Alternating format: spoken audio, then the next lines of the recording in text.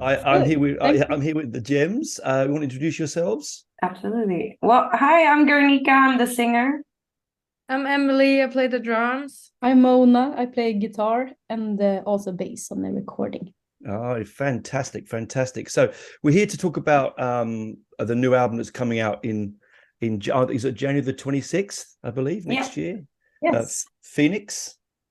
And I listened to it for the first time yesterday, and it is a rocking album. It's a cracker of an album. Thank you. It really is. It's right in my wheelhouse of enjoyable. Like, it's just such a rocky, uncomplicated. Is that the wrong? Can I say that without being? It's not it feels uncomplicated in such a way that I can listen to it and just sit back and take it in. Sometimes when it gets so really heavy, you can't often enjoy it as much as I enjoyed this album. That's good. That's a compliment. I hope so. I'm trying to be complimentary. Yeah. We like to keep it simple so a lot of people can, enjoy it and understand it. There's no point in overcomplicating things. That's not what we're here to do. Yeah, I think you get that with three-piece bands, and you get that with rock and roll in general. Good rock and roll. The beauty of rock and roll is its simplicity, right? Yeah. And I think that's what you get from. But I'm not saying your music's simple, because I couldn't do what you do, but it just grabs you in the right spot. It's really bluesy, it's really rocky, it's really heavy, it's really fun. I think fun is the key word. Yeah. Good to hear. Thank you. And I think I've always had a soft spot for female rock performers, and I was listening to this album, and I did in my mind think of Joan Jett, and the Black Hearts. I thought, oh gosh, it's that kind of raw, almost punky rock sound. Now you've obviously all been in bands before. You've played in other bands. Is this album that you made? Is it something you really like? Was it something different for you in the way you made it? Who wants to answer this? Sorry. Maybe. I think it's good if you just point on one of us, like, all right, who you want, then all right, you there. We're all trying to be nice and like, I'm not used to three people on the screen at the same time. Yeah. But Okay. maybe I can talk about the technical stuff later, but maybe one of Emily and Guernica can talk about the emotional. Yeah, please. I'd love to hear about that, actually. Thank you. Emily, Should I do it? Yeah, but it's been same but different in many ways. We have done albums together before, and we had a big impact on the music in our previous band. Like, we were a big part of the songwriting and influence of the sound and how the the way that band went. So when we were, we all know each other really well as colleagues, musicians, we're friends. So this has been like, we have the routine in us, but this time we had so much more like freedom, creative freedom in a way, because this was our album, our product from start, and we all know we want the same thing basically. So it's been really fun this time to just take in more influences that we all really like and always wanted to have. And as you said, it's fun. We had fun in the studio. We were like experimenting with a lot of things, and we have some crazy backing vocal choirs in some songs, and we have a jazz guitar solo on one song, so it's been really fun. So freedom, because it felt that, I have to say, listening to it, it feels free, it feels light and loose and fun, like you're having fun. Listen to it, it sounds like you're having fun, which is interesting. And lyrically, Guernica, did you write is it you that write the lyrics? Do you write as a singer? Everything together. I'd say we write the lyrics together. I just kind of, because obviously I studied in America and stuff like that, so I kind of look over stuff, and some stuff we know it can be weird just grammatically and stuff like that, but those are usually choices that we make because it fits the melody or whatever, as songwriters do. But no, we do all of it together, which I think is amazing, and it's the most fun to work that way. And I also would like to say that music should be fun, even though we kind of lost it for many years and didn't believe that we kind of deserved to have fun doing it. Now it actually is so much fun, and I'm so happy to hear that it comes through in our album, because we truly love working together, and the creative effort and work, as a team is so much fun. I love it so much. Yeah, and you can hear it. You can hear it. And I really like the lyrics. I enjoyed the journey through the album, from beginning to. I particularly love the interludes. I do love that. Yeah, I love that on an album. The interludes. Yeah, it's actually we were really creative with the interludes, because we basically created them in the studio as we went on with the recording. So we took some ideas for interludes that we got when we were in the studio and worked around it. And for example, Emlee recorded her friend playing violin on the interlude that's before the ballad, and that was created in the studio. It was recorded by Emlee, and they arranged the violins together. And I got a little idea for the first interlude, and so we created that in the studio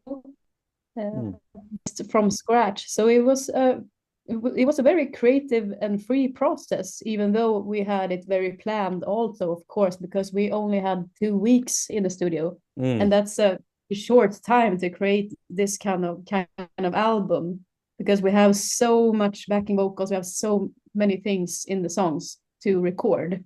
So we had a really tight schedule. So we had all the drums recorded in 3 days. So wow. Emlee put down the drums on several songs every day.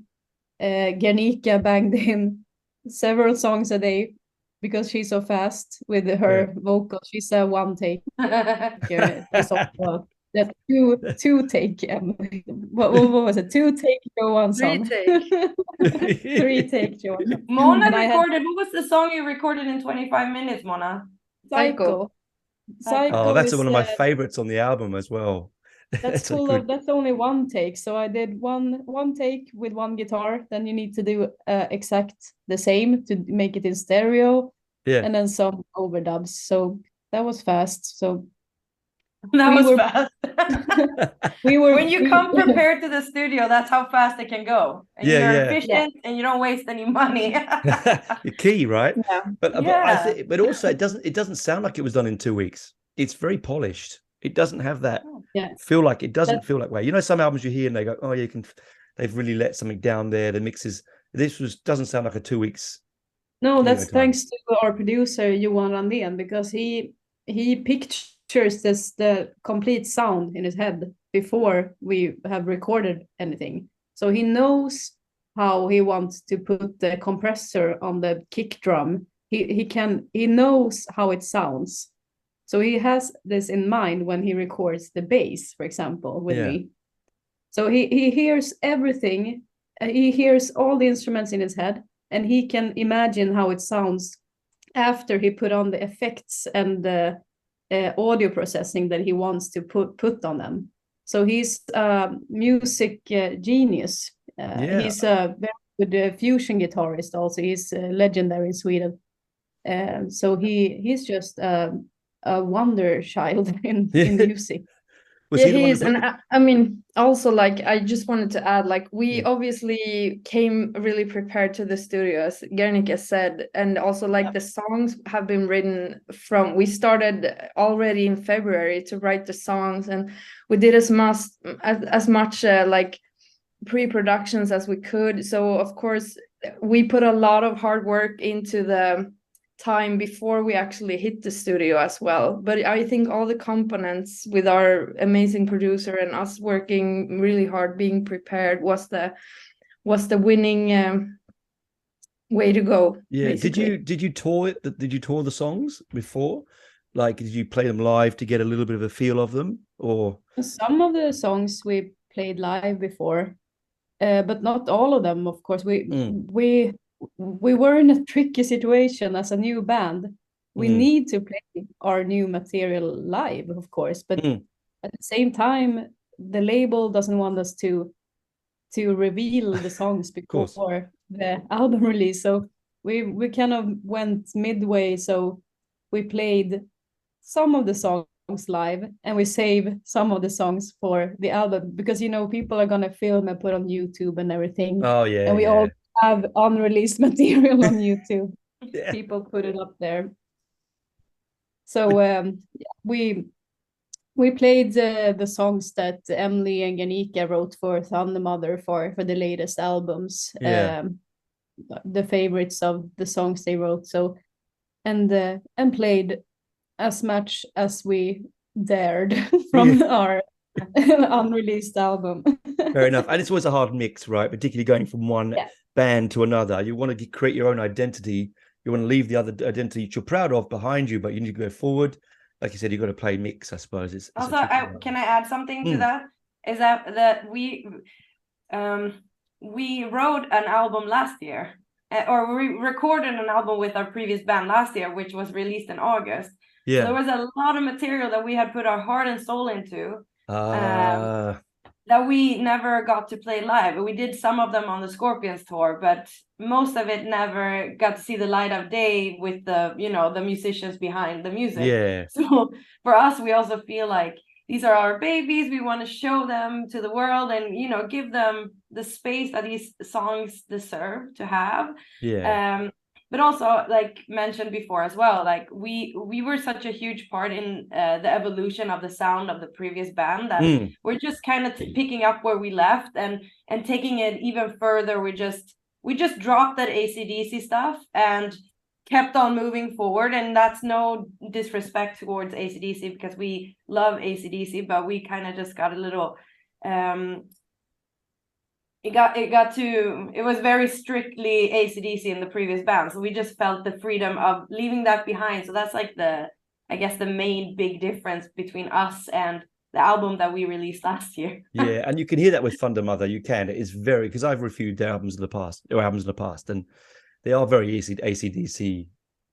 I mean, everything or song we created in that band, it was always getting pulled back to the AC/DC stuff. So even though me and Emlee tried, like, let's try this, like, it was always boom, boom, boom back to that. So now it was really exciting to be taking a break from that. We might come back to it later, but for now, it's really exciting to just be like, hey, spread your wings. Yeah.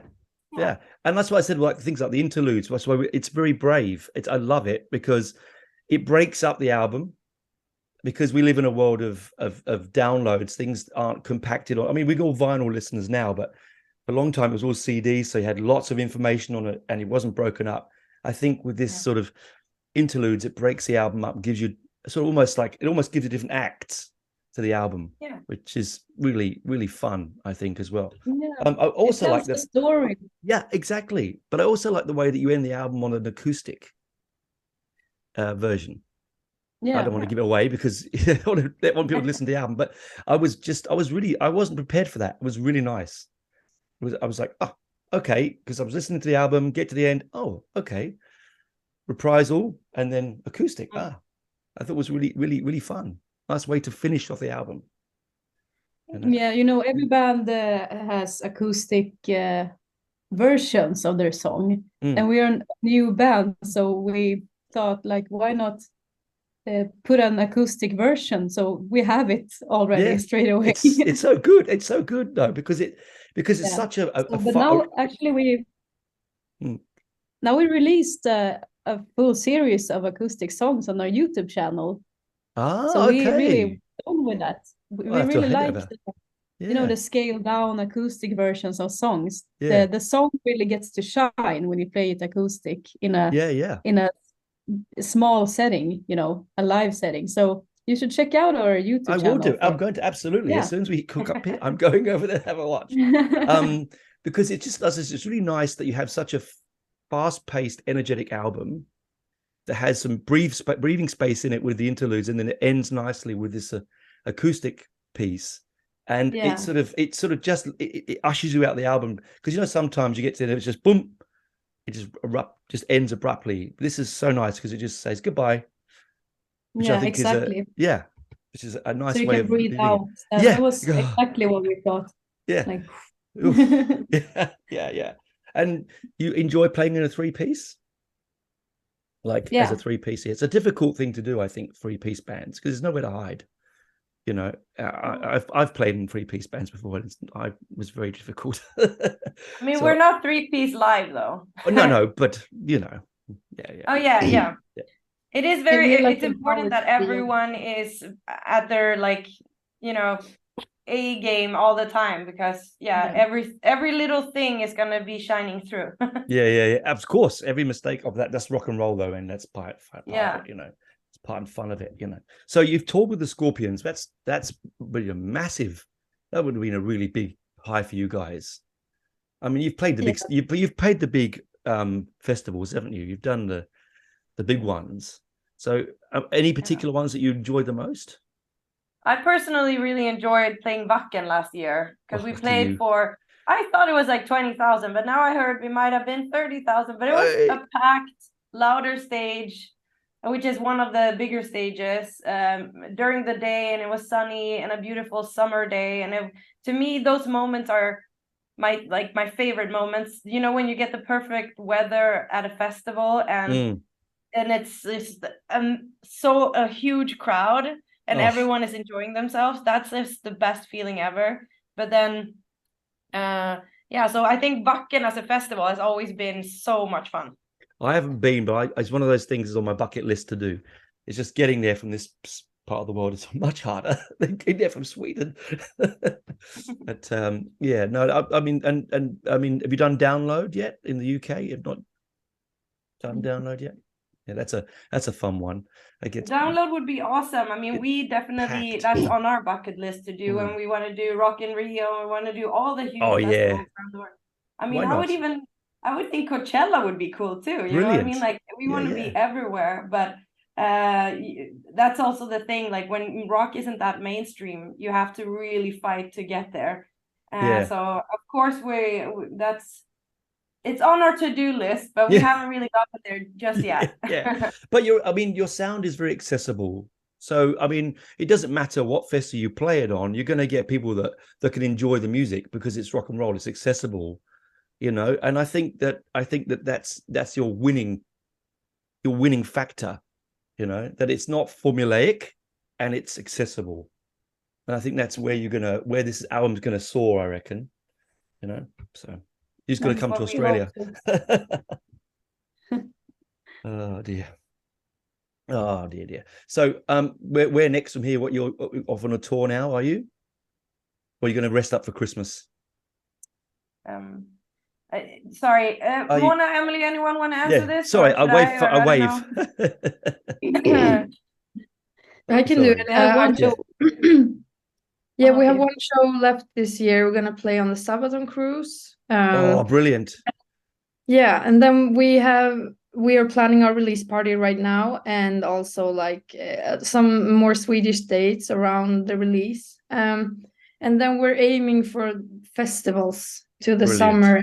Brilliant. In the fall 2024, we're going to do a bigger like Europe tour that is in the planning right now. So we do have a lot of plans, and I just think that we need to be a little patient, because we need to have the album out, you know, because we're a band and people want to see that we have music, you know. Fair enough. So I think once the album is out, things are gonna, you know, roll on a little faster for us. Fantastic. Well, I thought, well, hopefully for the future that you have a fantastic success. You keep on enjoying yourself, because it's clearly obvious that you enjoy yourself when you're playing, and as friends, which is a lovely thing. I hope you all have a really safe Christmas, Happy New Year, and I really hope to hear more from you in the future. I hope we should all hear from you in the future, because as of January the 26th, your album will be out, Phoenix, which is will rise from the ashes and be fantastic, I'm sure. It's on Napalm Records, am I right? Napalm. Yes. Okay. So just making sure that I got that right. Oh, wrong label. But it's really nice. Thank you for chatting to me. I hope that you have a safe one. Thanks. I hope you do eventually come to Australia. You will like it here. It is really hot, but it's a fun place to come. So thank you again. I have a feeling we will. Oh yeah, I think you will, and you should. All right. Thanks very much, guys. Thank you. Thank you so much for having us. Oh no, it was a pleasure. I'm sorry I've never interviewed 4 on the screen at the same time. It's a tricky one, right? Yeah. I'll have to work out a signal of science next time. Okay, bye for now, guys. Okay, bye. Bye.